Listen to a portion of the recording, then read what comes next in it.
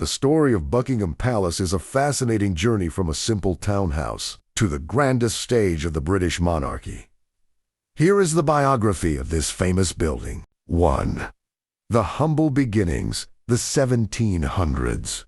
Originally, the site wasn't a palace at all. In 1703, it started as Buckingham House, a large townhouse built for the Duke of Buckingham. It was a private residence until King George III bought it in 1761 as a getaway for his wife, Queen Charlotte. At that time, it was known as the Queen's House. 2. The Grand Transformation, the 1820s. When King George IV took the throne, he decided to turn this house into a majestic palace. He hired the famous architect John Nash. However, George IV was known for his expensive taste. He spent so much money on the renovations that the government eventually fired Nash for going way over budget. 3.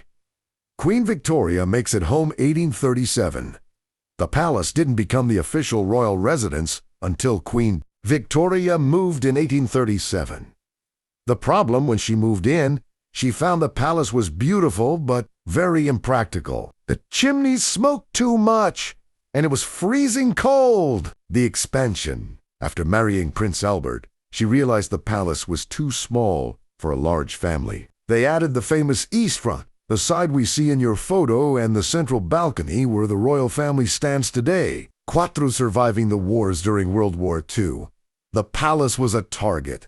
It was bombed 9 times. One of the most famous stories is when King George VI and Queen Elizabeth, the Queen Mother, refused to leave London despite the danger. When the palace was hit, the Queen Mother famously said, "I am glad we have been bombed. Now I can look the East End in the face," showing her solidarity with the people of London. I am glad we have been bombed. Now I can look the East End in the face, showing her solidarity with the people of London. The palace today.